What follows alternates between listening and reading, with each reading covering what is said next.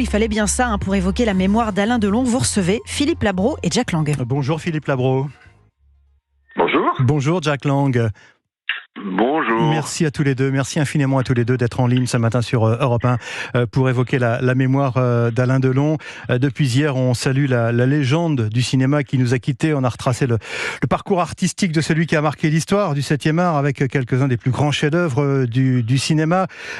Philippe Labro, je souhaiterais d'abord, si vous le permettez, évoquer avec vous le Delon homme de son temps, que vous avez connu à cette époque, qui s'impliquait dans la vie politique, dans la vie sportive. Est-ce que vous avez connu un Delon qui, d'une certaine façon, à une certaine époque, voulait aussi s'extraire du monde du cinéma ? Ah, bien sûr, il voulait être présent dans la vie publique, effectivement. Mais ce n'était pas une volonté, c'était son désir permanent de faire des choses, d'accomplir des gestes, de s'occuper pas seulement de cinéma, mais de politique, de culture. Alors, il a effectivement, en particulier, obtenu l'achat de l'appel du général de Gaulle. Oui, notamment, oui. D'autre part, et ça n'a rien à voir, il organisait des tournois de boxe avec Jean-Claude Bouquet, avec Manson. Ouais. Enfin, et par ailleurs, c'était pas public, mais néanmoins ça se savait, c'était devenu, grâce au conseil de Luchino Visconti, qui a été un de ses mentors, un de ses conseillers, c'était devenu un artiste, un esthète, un collectionneur. Il collectionnait les bronzes, les peintures. Vous alliez chez lui, c'était dans une galerie de tableaux pratiquement, vous voyez. Donc Alain sortait du cinéma pour se projeter dans la culture, dans la politique, où effectivement il donnait son avis régulièrement, de façon parfois très brusque, sur la situation, sur les personnages, allant finalement d'une certaine manière, faisant un peu ce que son mentor Melville appelait les essuie-glaces, c'est-à-dire un coup à droite, un coup à gauche, mais surtout toujours indépendant, libre et particulièrement éloquent. On va reparler de l'aspect politique dans un instant, mais cet homme de culture, Jack Lang, vous l'avez connu, vous aussi, cet homme divers finalement, d'une certaine façon. Oui, je l'ai connu surtout dans les 20 dernières années, disons, puisque les liens d'amitié entre lui-même et ma propre famille, ma femme, mes filles, se sont noués avec lui. Mais bon, l'œuvre cinématographique, évidemment, est dominante. Elle est époustouflante, étonnante, unique. Et Alain Delon a vécu à 100 à l'heure en tournant avec les plus grands. On le rappelle à l'instant avec Philippe Labro, Visconti, Jean-Luc Godard et tant d'autres qui ont fourni des chefs-d'œuvre qui demeurent dans l'histoire de la cinématographie. Philippe Labro, Delon a toujours rendu hommage à ses mentors, Gabin, Ventura, les grands réalisateurs, Visconti, Clément.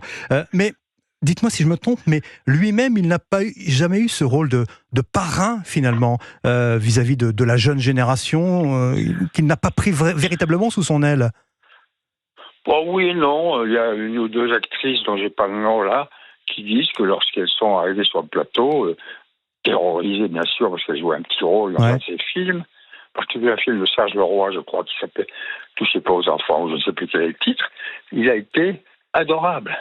Contraire de ce qu'on disait, le contraire de l'arrogance et de la difficulté de s'exprimer autrement qu'en termes violents et brutaux. Là, au contraire, elle est la témoin, elle l'a témoigné hier sur beaucoup d'antennes, de sa gentillesse, de sa générosité.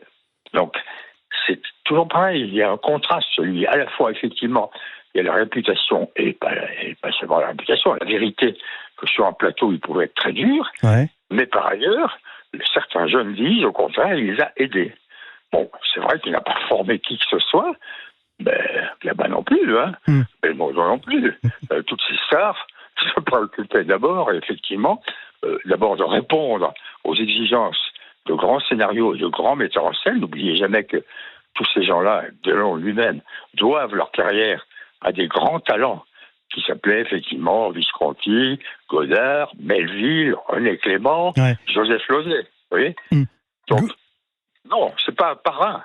il s'est occupé d'abord que lui et que de sa carrière. Mais par ailleurs, mais le geste extraordinaire pour moi de Delon, c'est quand il va acheter les droits de M. Klein, qui se nomme producteur, il avait sa propre maison de production, comme vous le savez, et il va chercher Joseph Losey, qui est un des plus grands metteurs en scène de sa génération, pour faire un film majeur. Un majeur, parce que c'est un film qui concerne nous tous, c'est-à-dire l'antisémitisme et la Shoah. Donc, vous voyez, les choix d'Alain, c'est pas des choix gratuits, hein. Ce sont des choix où il s'implique. Il s'implique de façon tout à fait courageuse. Vous évoquiez Godard, Philippe Labro. Godard qui disait de Delon qu'il portait sa propre tragédie en lui. Mais est-ce que son drame, finalement, sur la fin de sa vie, c'est qu'il ne s'est pas laissé déborder par la nostalgie d'un cinéma et plus généralement d'une époque qui n'existait plus? Ah, c'est sûr qu'il cultivait le passé, mais il l'a cultivé dès le début. Et pourquoi ? Parce qu'à mon avis, tout ça repose, comme tout d'ailleurs dans la vie des hommes ou des femmes, sur son enfance. N'oubliez jamais que c'est un enfant abandonné, qui est de pension en pension, de père en père, et qui s'est retrouvé à 17 ans en Indochine comme soldat. Ouais. Qui, revenant d'Indochine, a fréquenté les voyous de Marseille. Donc il a eu une jeunesse, une enfance très compliquée, très difficile. Là-dessus, il construit sa maison, il construit sa carrière. Et donc, il se réfère en permanence au passé. Parce que pour lui, le passé, c'est la leçon, c'est l'instruction, c'est l'expérience.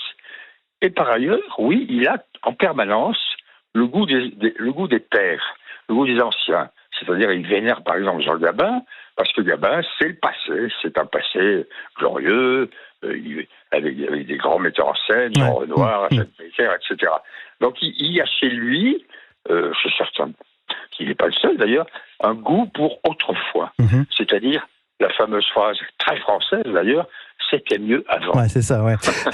Jack Lang, Alain Delon, dans cet ordre d'idées, ne cachait pas ses idées conservatrices, parfois même accusé d'être réactionnaire. Il avait même évoqué une certaine amitié avec Jean-Marie Le Pen, et pourtant, vous étiez proche, au-delà des clivages politiques. Vous l'avez même fait commandeur des arts et des lettres, vous-même, en 86, alors qu'à l'époque, c'était un gouvernement de droite qui était au pouvoir.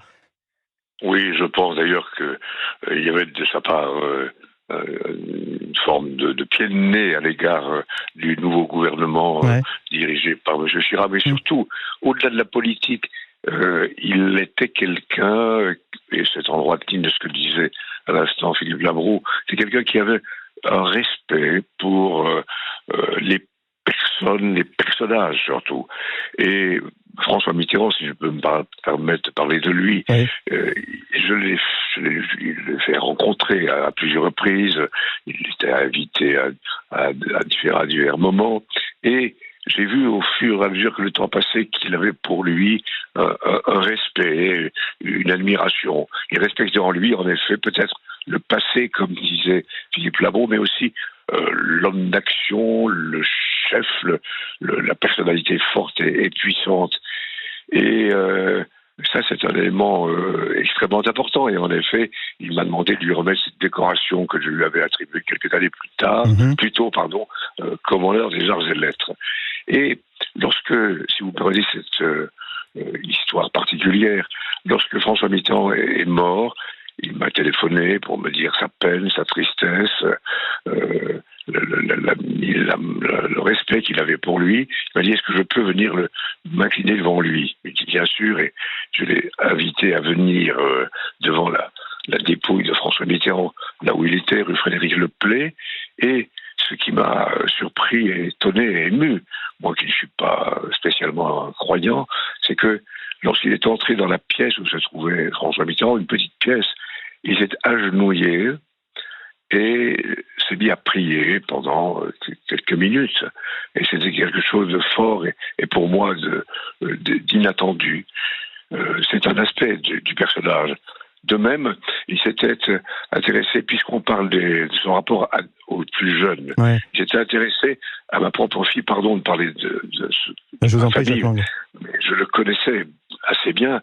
Ma fille Valérie était une merveilleuse actrice, et le jour de ses funérailles, Alain s'est tourné vers ma femme et lui a dit, ne vous inquiétez pas, Monique, bientôt je la rejoindrai là-haut et ensemble, nous jouerons à nouveau du théâtre. Un homme au caractère ombrageux, pourtant capable d'une grande sensibilité, qu'il vous a témoigné effectivement au cours de l'épreuve que vous avez traversée lors du décès de votre fille, elle-même comédienne. Philippe Labro, je ne sais pas si vous avez lu ce matin les mots de Bertrand de Saint-Vincent dans son éditorial du Figaro ce matin. Il écrit... Ah d'accord, mais je le lirai, Saint-Vincent est un talent fou. Obstinément de droite, Alain Delon utilisait des mots comme honneur, fidélité, discipline. Pour la partie éclairée de la critique, ce fut son plus grand crime, écrit Bertrand de Saint-Vincent. Tous ces roquets qui, durant sa vie, lui mordaient les chevilles, ne l'empêchaient pas d'être une star. Oui, en effet. Bah oui, mais je l'ai dit, c'est pas un mot de droite, la discipline, la rigueur, l'ordre, le respect des autres. Arrêtons. Bon, je comprends ce que dit Saint-Vincent, il a raison. De toute façon, effectivement, les roquets, comme vous dites, mais les roquets, il y en a partout en France. À Paris, il y a des chiens dans toutes les rues. Donc, à partir de l'instant où vous êtes une grande star, vous avez du talent, que vous prenez des positions, encore une fois, très différentes et très contrastées, je reviens toujours à M. Klein, vous êtes forcément l'objet de ce qu'on appelle aujourd'hui le buzz, les réseaux sociaux, toute cette poubelle de l'information, et qui lui a pas forcément nui. Je crois même que parfois, ça le renforçait dans sa certitude qu'il était un homme seul, indépendant, libre de ses choix, allant effectivement rendre hommage à Mitterrand. Le témoignage de Jacques Lang est tout à fait fascinant et émouvant, mais par ailleurs, effectivement, donnant de temps en temps des gages à Le Pen ou à un autre. Donc moi, ce que je crois, c'est que Saint-Vincent est un talent fou.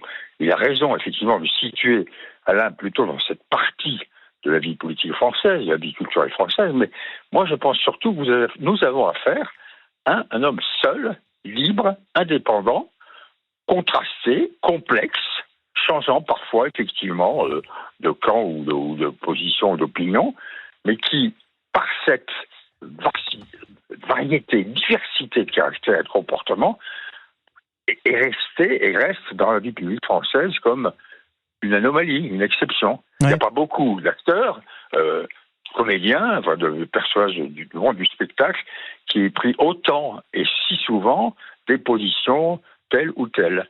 Donc ça aussi, c'est très intéressant. C'était pas seulement un acteur, n'oublions jamais qu'il détestait qu'on dise comédien, parce qu'il était un acteur. Pour lui, un acteur, c'est quelqu'un qui agit. Et effectivement, l'acteur, il n'avait pas pris de cours, il n'avait pas été au cours Florent ni rien, il avait tout appris tout seul. Ça aussi, il faut le reconnaître. Vous avez affaire à un autodidacte brillantissime. Donc l'acteur en question, lui, il prend position à droite, à gauche, mais il existe. Et il joue un rôle. Et c'est ce que Alain adorait, c'était jouer un rôle. Et d'ailleurs, il a joué un rôle toute sa vie. Il parlait pratiquement de lui comme d'un autre. Oui, tout le monde se moquait des guignols de l'info quand il dit « il vous remercie ». Mais je comprends d'une certaine manière ce qu'Alain voulait dire. Il savait qu'il était devenu une icône et une star, et donc il ne pouvait parler de lui comme de quelqu'un d'autre. Jack Lang, ces critiques, ces moqueries même parfois, Alain Delon, comment les vivait-il ? Autant que je puisse en témoigner de la façon dont Philippe Labro rapporte les choses. Oui, bon, peut-être ça pouvait le toucher, mais rien ne transparaissait. Et en réalité, avant toute chose, comptait son art, sa passion, son amour des belles choses, son amour des femmes aussi. Et voilà, sa vie même. Peut-être qu'on n'a pas évoqué, depuis sa disparition, un autre aspect, si vous le permettez, de l'art d'Alain Delon. Ouais. C'est le théâtre. On a parlé beaucoup du cinéma, et en effet, ce sont des chefs-d'œuvre, pas tous, c'est des chefs-d'œuvre dont il est l'auteur avec de grands metteurs en scène, mais il a été très attiré par le théâtre. Et j'ai eu la chance, je crois, en 1961, c'est loin, de le découvrir dans Dommage qu'il soit une putain de John Ford, une pièce de la période élisabéthaine. Et c'était Visconti qu'il avait mis en scène. Et d'ailleurs, il le jouait avec Romy Schneider. Je ne dis pas qu'il était un grand acteur de théâtre, non. Mais quand même, cette audace, ce culot d'affronter la scène, alors qu'en effet, comme on le rappelait à l'instant, il n'avait aucune formation, aucune préparation vers ce type d'exercice. Merci infiniment Jack Lang, merci infiniment Philippe Labro d'avoir été en ligne ce matin sur Europe 1 pour évoquer une dernière fois la mémoire d'Alain Delon, disparu hier à l'âge de 88 ans. Merci messieurs et bonne journée à vous. Je signale d'ailleurs à nos auditeurs que le premier épisode du podcast inédit Destin extraordinaire raconté par Pascal Praud et consacré donc à Alain Delon sera diffusé ce matin dans Europe 1 et vous.